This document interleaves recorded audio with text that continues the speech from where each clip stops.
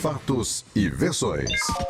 O que vai impactar a sua vida agora no Café com Política. E no Café com Política de hoje a gente tem o prazer de receber aqui o cientista político Adriano Cerqueira, que é professor do Departamento de Gestão Pública da UFOP, a Universidade Federal de Ouro Preto. Professor, bom dia, bem-vindo, obrigado por nos atender.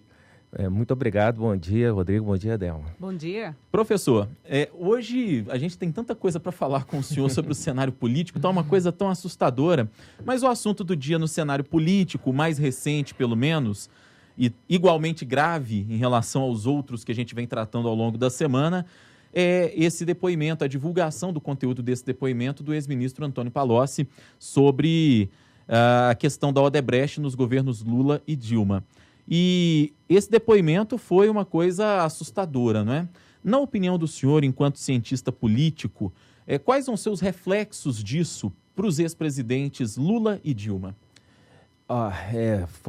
Foi devastador, porque o dado mais importante é que não foi um depoimento ou uma delação de alguém de fora do partido, né, de um empresário, né, ou de um político de outro partido, como tem sido até então. Mas é uma pessoa, um quadro muito expressivo, né, dentro do PT, que é o Palocci. O Palocci, no início do primeiro mandato do Lula, ele chegou a ser visto como um possível sucessor, né? Ele, por conta de uma série de problemas graves, né, principalmente, né, o caso Francinildo, né, que teve a quebra do sigilo bancário dele, ele se inviabilizou, né, na carreira política, mas foi ministro, né, do Lula, foi ministro da Dilma. Então, a gravidade é principalmente contra o PT. Isso deve gerar um debate interno no partido. Na minha avaliação, o partido agora entrou em rota de crise mesmo, porque é o Palocci, não é uma pessoa qualquer. As pretensões políticas de Lula e Dilma eu acho que são muito pequenas. Talvez tentar deputada federal se quiser se lançar nessa carreira. Mas para o Lula, eu acho que ele deve tentar se manter como pré-candidato, né? Que tem sido quase como uma defesa dele diante desses problemas na justiça, né? Que vão se agravar agora com esse depoimento.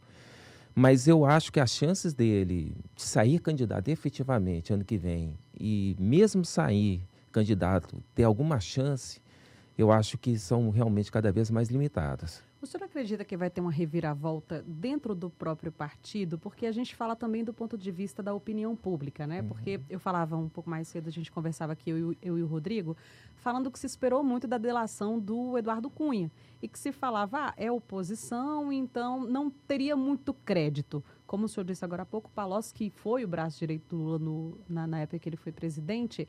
Nesse caso, é como se fosse assim, a opinião pública já começa a ver que realmente existiu a corrupção, ele está admitindo tudo isso, e alguns mais resistentes no partido, que por algum motivo ainda continuavam acreditando no Lula, tal, o senhor acha que agora essa opinião vai mudar também dentro do próprio partido? Sim, eu acho que há um risco muito grande daquela unidade em torno do mito Lula, que foi se esvaziando perante a população e foi se concentrando junto àqueles militantes do PT.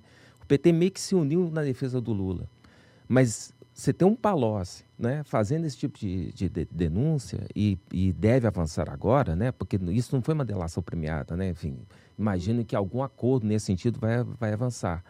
Então, eu acredito que a unidade do PT vai estar quebrada. Assim, eu acho que há um risco muito sério do PT conseguir manter-se unido com o enfraquecimento do Lula. O senhor acredita que vai ter um esvaziamento na legenda? Pode ter, e ainda tem um fato grave colateral ao que aconteceu ontem, que é a denúncia da presidente do partido, né? Então, assim, a gente está vendo os quadros do partido se envolvendo em denúncias sérias, e a grande unidade do PT, que é Lula, envolvido numa situação dessa, que até tem a questão até pessoal, até onde vai essa vontade dele. Chega uma hora que a pessoa pode até desanimar, né?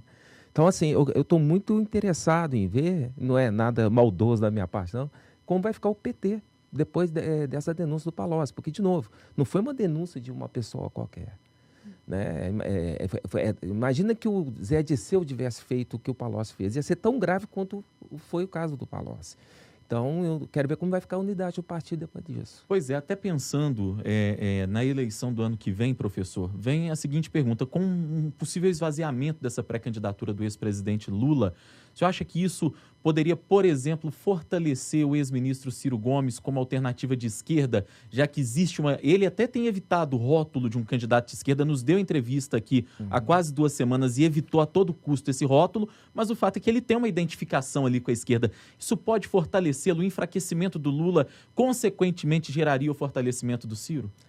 Bem, abre uma oportunidade para o Ciro e outros candidatos que trabalham mais ou menos próximos, né, desse perfil político, né, do eleitorado, abre oportunidades. O maior problema do Ciro Gomes é uma certa desconfiança que eu percebo por parte de eleitores ligados ao PT com relação à própria figura dele. Então, o Ciro ele tem que convencer, principalmente ele mesmo, tem que convencer esses eleitores que ele é uma possível solução. Mas eu não sei até que ponto, entre os eleitores do Lula, o Ciro aparece como uma segunda opção. Tem nomes assim que podem aparecer com mais força. A própria Marina Silva é um caso desses, né? Então, a questão toda tem a ver com isso. Quem que pode herdar esses votos que tendem... Os votos do Lula tendem a ficar cada vez mais radicalizados. Mais assim, um prisma radical de eleitorado, que hoje está em torno de 30%, mas que acredito que possa diminuir um pouco. Existe uma certa resistência da população ao radical. A Marina não é considerada ainda muito radical, professor? O senhor acredita que ela conseguiu mudar essa imagem? Eu acho que a Marina ela conseguiu um feito político importante, que ela saiu do PT, né, quando o PT estava no auge, né? Ela provavelmente saiu porque ela viu que não ia ser a candidata à sucessão do segundo mandato do Lula, né? Ficou entre ela e a Dilma acabou sendo escolhida. E a Marina saiu, criou um novo partido e nas 2 eleições que disputou, ela foi muito bem. Começou muito bem, em torno de 15% dos votos. Chegou a ameaçar, né? Terminou a primeira eleição, que é dela, com 20% e a última, ela terminou na casa dos 18%. Agora, nas pesquisas, ela está figurando ali com 12%, 13%, que é um bom indicador de intenção de votos. Então, a Marina, ela tem boas chances de, novamente, fazer uma boa disputa ano que vem. A questão toda é o quadro político como vai ficar. Eu acho que o quadro político do ano que vem, por conta de tantas denúncias, tanto assim, desgaste da opinião pública com relação à imagem do político, eu vivi isso. Eu vivi as eleições de 1989. Foram eleições extremamente radicalizadas. E os 2 candidatos mais antissistema no primeiro turno chegaram ao segundo turno, que eram pessoas relativamente desconhecidas. Você tinha o Fernando Collor de Mello, que criou uma nova legenda e era um governador de Alagoas, um discurso anticorrupção, né? Caçador de Marajás. E o Lula era ainda pouco conhecido líder sindical, né, de um partido novo também, de um movimento novo ligado ao CUT, que era o PT. Discurso radical. Discurso radical. Então, assim, quem são mais radicais hoje no sentido político? Esse é o ponto. Tem o Bolsonaro, né? O Bolsonaro, ele está se beneficiando, sim, e ele está, inclusive, amenizando um pouco o tom, as declarações políticas dele. Ele está tentando ficar menos radical. É notório esse esforço dele. Então, ele tem alguma chance de chegar ao segundo turno, sim. Não sei se ele ganharia, mas tem alguma chance de chegar ao segundo turno. E eu ainda vejo as candidaturas de centro-esquerda e centro-direita, como boas opções de vitória. Então, aí eu destacaria na centro-esquerda a Marina e na centro-direita, se conseguir sair candidato, o Dória. Mas aí o Dória tem que sair por um outro partido. Se ele sair pelo PSDB, eu acho que vai sair contaminado, porque o PSDB também se desgastou muito em toda essa história de Lava Jato, essas denúncias, esses escândalos. O PSDB hoje é uma legenda que também está muito desgastada perante a opinião pública. Professor Adriano Cerqueira, nós estamos conversando com ele, que é professor do Departamento de Gestão Pública da UFOP e cientista político. Professor, o PT, e eu até perguntava se o voto do PT poderia migrar para o ex-ministro Ciro Gomes, mas o próprio partido sempre tem muita dificuldade de apoiar e apoiar de corpo e alma um candidato que não seja do próprio PT. O Lula já sinalizou, e inclusive já até colocou para viajar pelo Brasil o ex-prefeito de São Paulo, Fernando Haddad, numa impossibilidade de ser candidato. Agora, com o esvaziamento, com a possibilidade de ser condenado também em segunda instância na Operação Lava Jato. O senhor acha que a candidatura de Haddad seria viável? Um ex-prefeito de São Paulo que não conseguiu se reeleger, que perdeu a reeleição no primeiro turno para o adversário, que hoje é o atual prefeito João Dória, que é também um pré-candidato à presidência, e ainda pouco conhecido em termos de Brasil, mas ainda assim ele seria um nome do PT, um nome competitivo, na sua opinião? Olhando hoje os quadros do PT, né, eu diria que o Haddad, ele tem hoje um potencial para ser esse candidato. Se vai ganhar, são muitos outros 500 aí. Ele vai ficar muito dependente do apoio de Lula, porque ele é um candidato pouco conhecido nacionalmente. E o que é pior, onde ele tem mais voto, é um lugar que é um berço, né, da centro-direita, que é São Paulo. Né? Então, como o perfil, a postura do eleitorado tem migrado para a centro-direita, e é um movimento pendular natural. A gente vê em democracias estabelecidas, principalmente na Europa, que ora a população vai para uma opção de centro-direita, ora vai para uma opção de centro-esquerda. Esse movimento pendular é normal de acontecer. Então, parece que o pêndulo agora está indo para a centro-direita. Então, o Haddad, ele tem essa vantagem. Ele não tem uma postura tão radical de esquerda como muitas vezes a candidata do PT tem. Mas aí tudo vai depender de quem vai ser o vice dele, de como vão ser construídas essas alianças, se vai ter ou não reforma política. O cenário está muito conturbado ainda para a gente imaginar.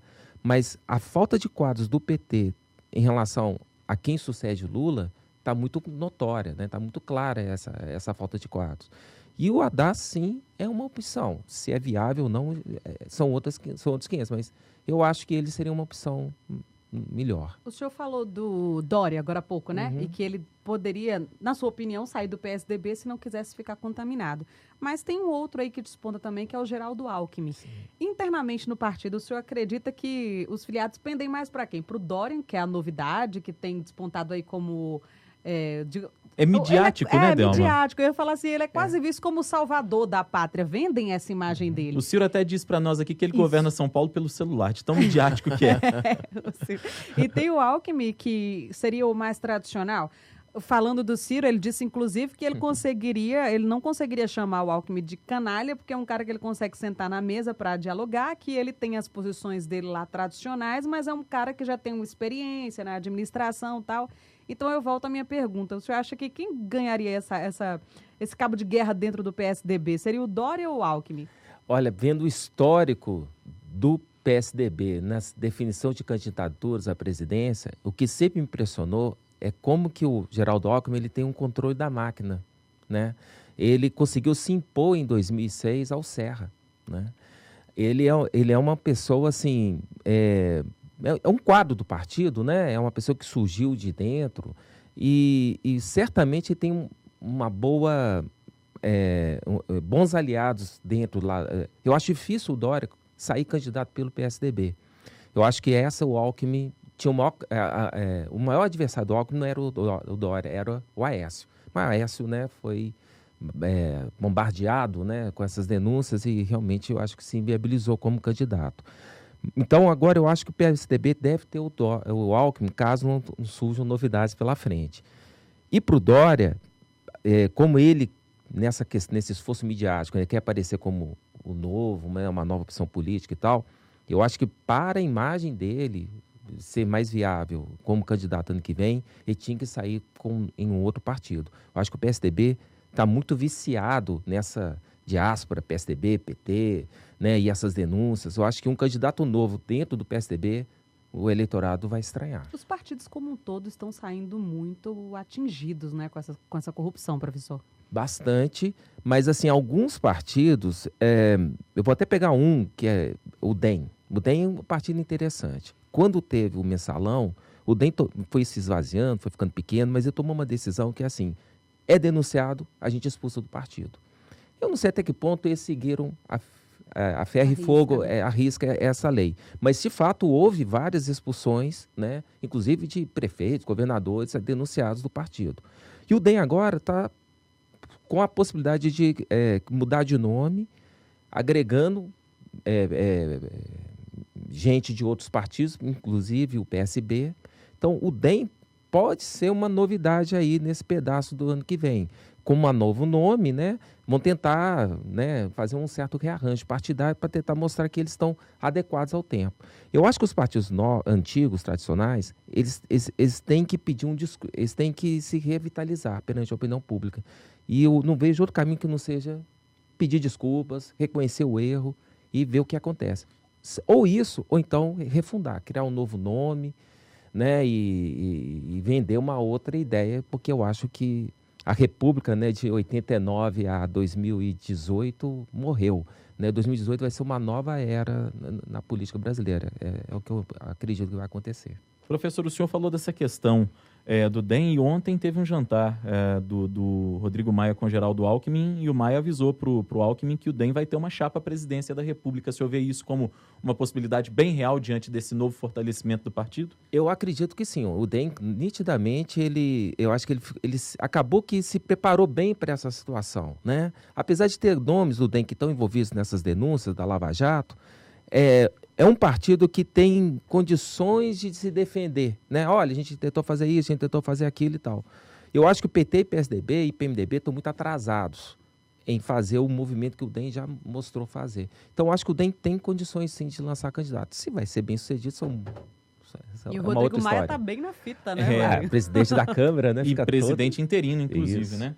Muito bem, professor Adriano Cerqueira, ele é cientista político, professor do Departamento de Gestão Pública da UFOP, a Universidade Federal de Ouro Preto. Foi um prazer recebê-lo aqui, a entrevista foi esclarecedora, é bom falar em política numa linguagem assim tão simples, e esse inclusive um dos objetivos desse nosso quadro Café com Política, para que as pessoas possam entender, se inteirar sobre política, porque isso diz respeito à vida de todos nós. Obrigado pela entrevista. Eu que agradeço, foi um grande prazer estar aqui, parabéns pelo programa, está excelente. Muito obrigado.